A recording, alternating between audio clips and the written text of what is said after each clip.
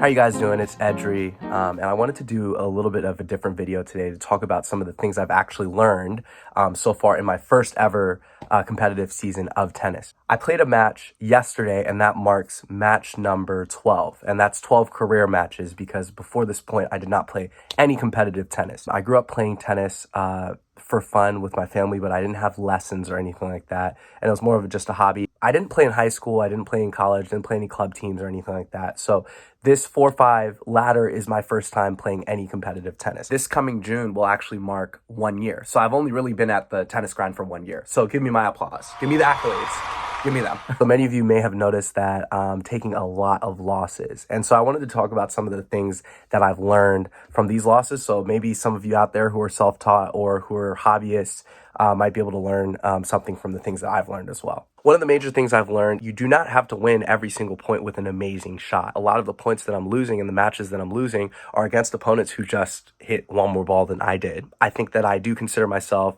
more of an attack-minded player. So when rallies get longer, I tend to lose focus and almost get bored in some instances. And I'll feel like, let me go for that big shot. Let me end this really quickly. And that's detrimental to the overall progression of my matches.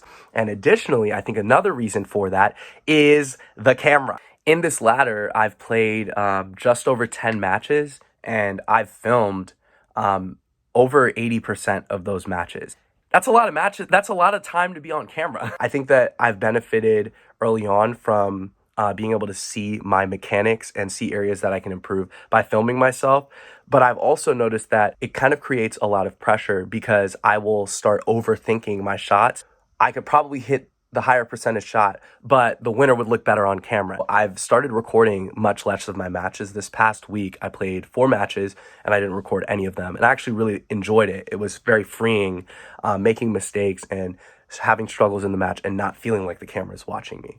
Another thing I've learned is that you have to be comfortable with sometimes winning ugly and sometimes hitting ugly strokes. I like big forehands and I like, explosive movement and all of these different things. But I also recognize that some points are going to have to be won with slices and lobs and moon balls. And you're going to have to be able to mix things up. And it's not always going to look pretty, but it's important to get more comfortable with variety in your ground strokes so that you can throw your opponent off of their rhythm. Just know I'm talking to myself. I'm not a coach. At this level, most of your points are going to be won from your opponent's unforced error. And right now, I'm wrapping up gifts. I'm giving out unforced errors like it's Christmas. That has everything to do with a kind of stubborn mindset that I have where I want to hit the winner. There has to be a balance. I have to be able to recognize it's time to attack, it's time to defend, but sometimes it's just time to continue the point. I'm confident in my footwork and my ability to get around the court and my fitness.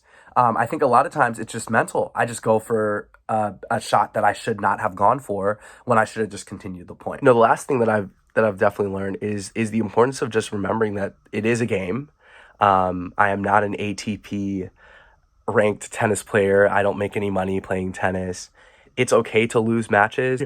It's okay to have bad days on the court because it's all part of your development, but you have to remember to have fun.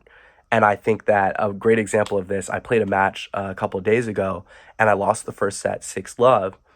And I remember making a joke during the changeover, and me and the opponent, we both laughed about it.